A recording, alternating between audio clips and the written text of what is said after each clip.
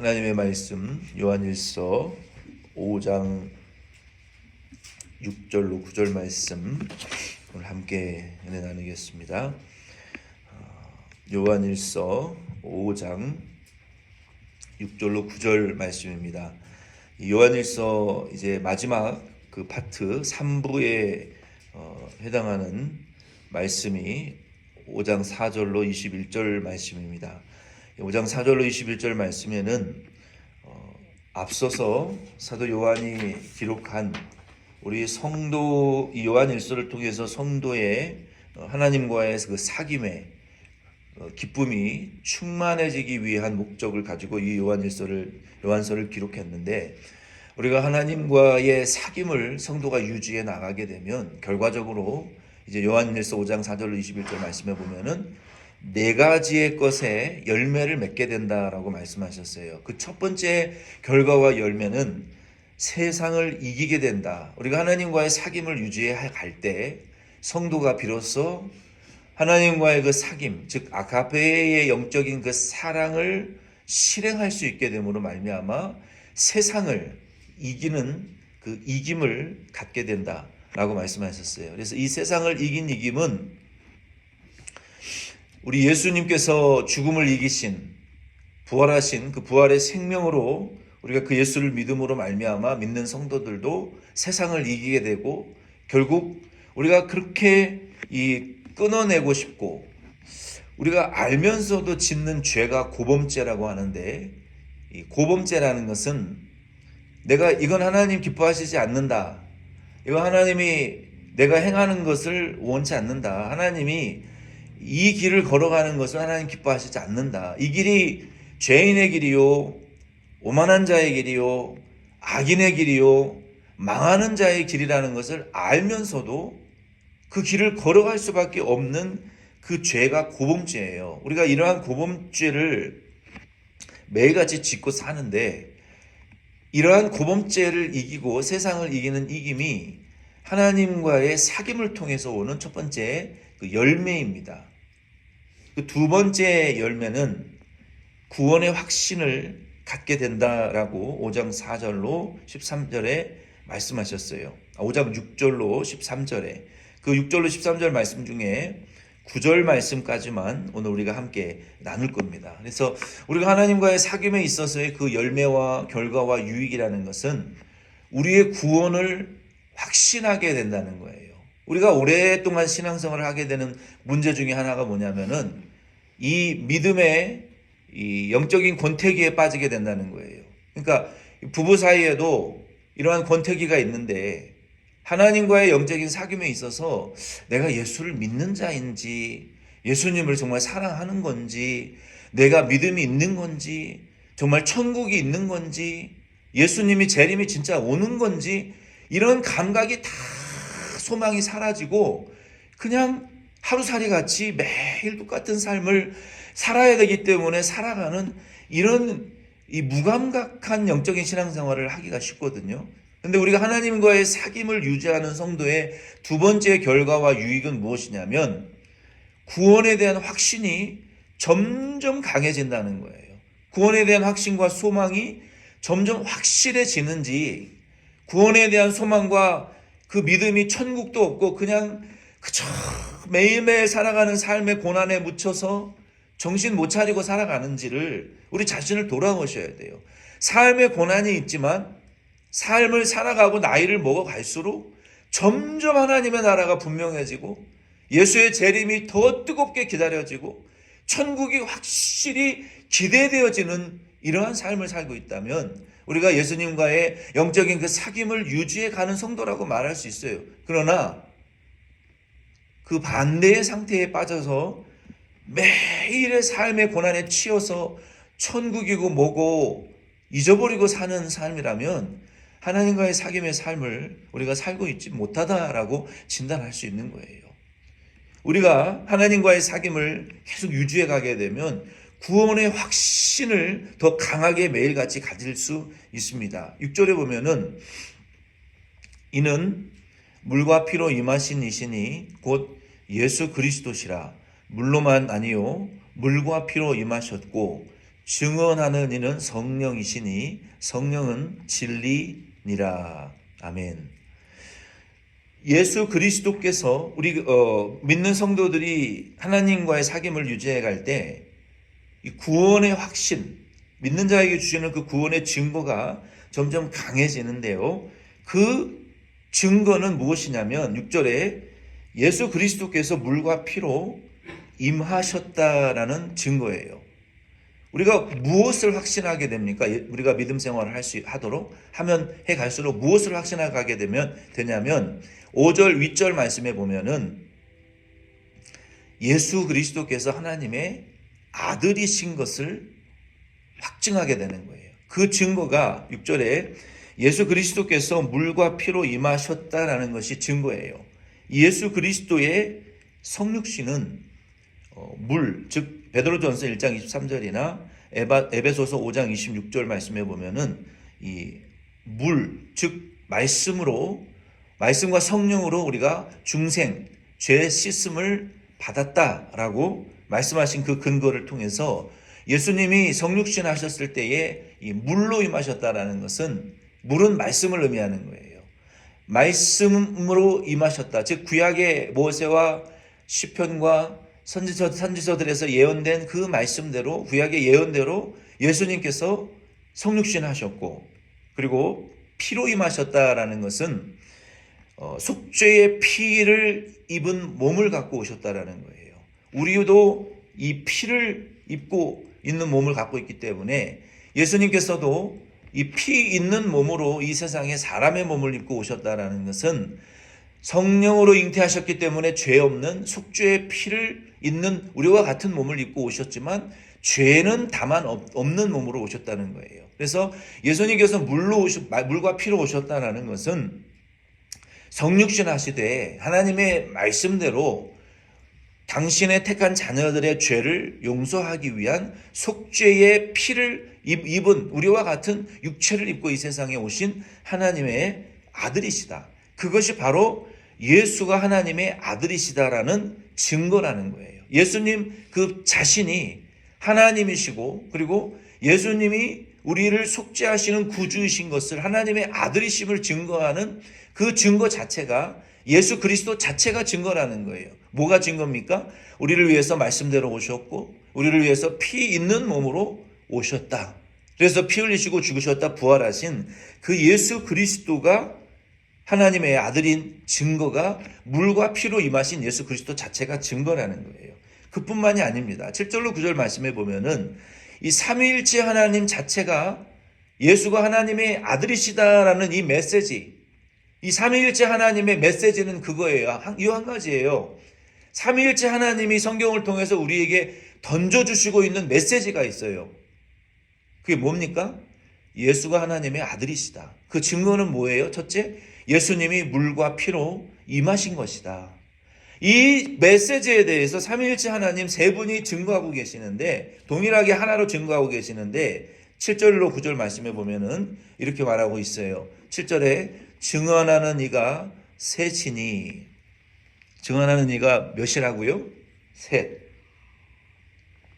이 삼위일체 하나님이시라는 거예요. 8절에 보면은 성령과 물과 피라 또한 이 셋은 합하여 하나이니라 라고 말씀하셨어요. 성령과 물과 피, 여기 삼위일체 하나님의 증거를 보여주고 계시는데 여기 성령 하나님은 요한복음 16장 13절 말씀에 이렇게 말씀하셨어요. 그러나 진리의 성령이 오시면 그가 너희를 모든 진리 가운데로 인도하시리니 그가 스스로 말하지 않고 오직 들은 것을 말하며 장래 일을 너희에게 알리시리라. 이 성령은 하나님이십니다. 우리가 마음대로 무당이나 귀신 들린 자들이 막 오라 그러면 오고 가라 그러면 가라는 그런 부리는 영이 아니에요. 왜? 성령은 전능하신 하나님이세요. 전지전능하신 내가 충만 받고 싶다고 받고 비우고 싶다고 비워지는 영이 아닙니다. 성령 하나님은 전지전능하신 삼위일체 하나님 중에 제3위 하나님이에요. 그러니까 우리가 막 부어달라고 부음 받는 것이 아니고 나가달라고 나가시는 분이 아니에요. 성령 하나님은 당신의 주권대로 부을 자에게 자신의 의지대로 부으시는 임하시는 영이고 떠나갈 자에게는 떠나시는 분이에요. 우리의 임의로 하실 수 있는 영이 아닙니다.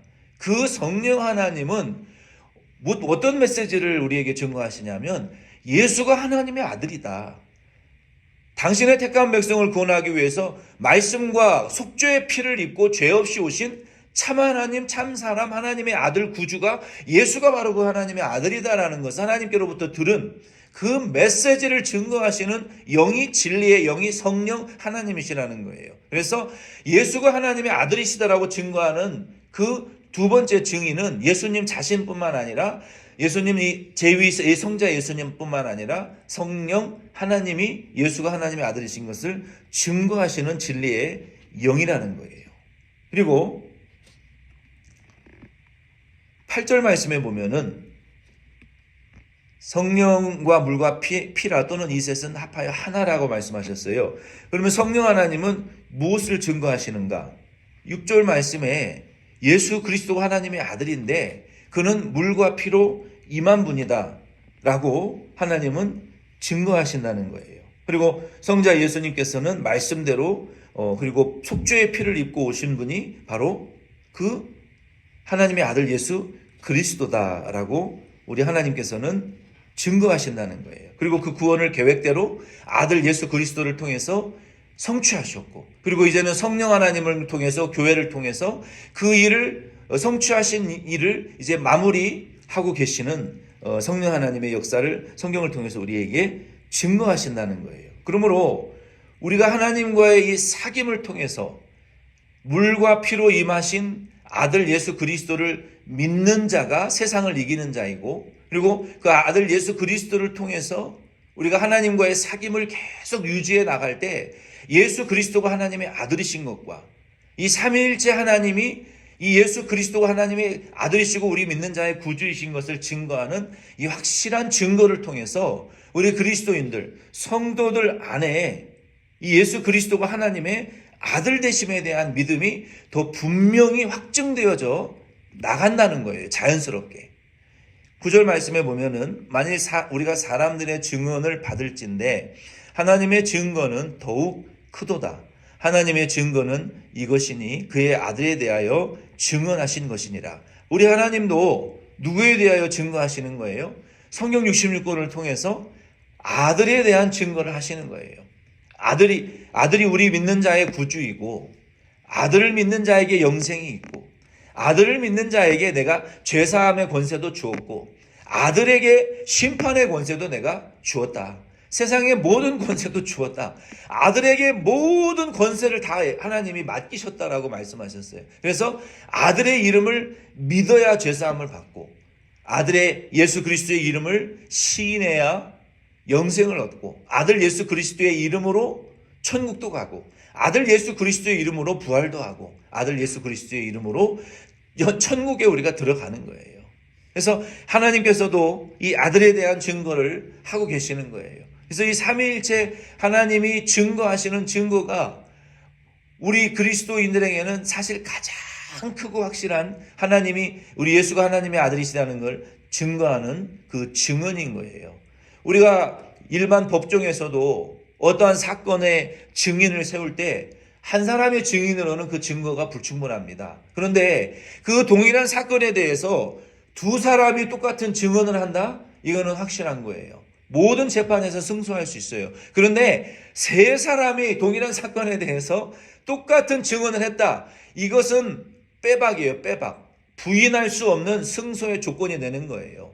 우리 예수 그리스도가 하나님의 아들이시다라는 증거가 뭐 어떤 유명한 목사님과 큰 교회 목사님의 설교가 없을지라도 우리 예수 믿는 그리스도인들에게 확실한 증거는 무엇이냐면 그 성도님들이 하나님과의 영적인 사귐을 계속 유지해가는 성도라면 이 삼위일체 하나님의 증언이 확실해질 거예요. 성령의 그 기름 부으심을 통해서 예수가 하나님의 아들이시라는 증거가 더 확실하게 증거되어질 것이고 성령 하나님께서 또 우리에게 진리의 영이 되셔서 어떤 우리의 이 진리를 미혹하는 시험과 이 영적인 시험과 고난이 있을지라도 성령이 우리에게 그 예수 그리스도의 빛을 우리에게 확실히 증거해 줌으로 말미암아 우리가 성령을 통해서 그 시험과 미혹의 영들의 시험을 이기고 예수가 하나님이신 것을 우리가 확신하게 될 거예요. 그리고 우리 하나님 아버지께서 우리를 사랑하시는 그 아가페의 사랑,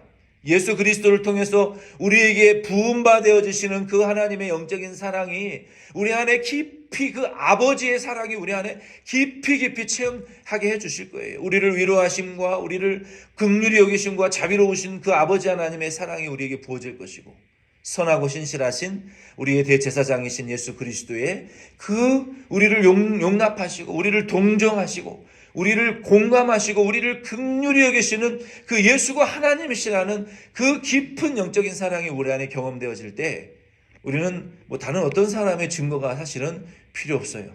이 하나님과의 사귐이 그래서 저와 여러분들의 삶 속에 깊어지시도록 하나님과의 사귐을 여러분 계속 유지해 나가시기를 바랍니다. 하나님과의 사귐을 유지하는 길은 뭡니까? 여러분 말씀을 읽으셔야 돼요. 성경을 읽으셔야 돼요. 그리고 성령과의 사귐을 유지하기 위해서는 어떻게 해야 됩니까? 여러분 기도하셔야 돼요.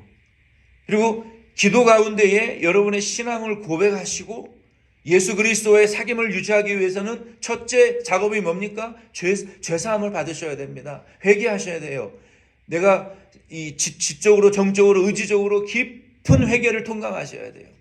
팔을 잘라내는 것과 같은 죄에 대한 이 애통과 회개를 경험하셔야 돼요.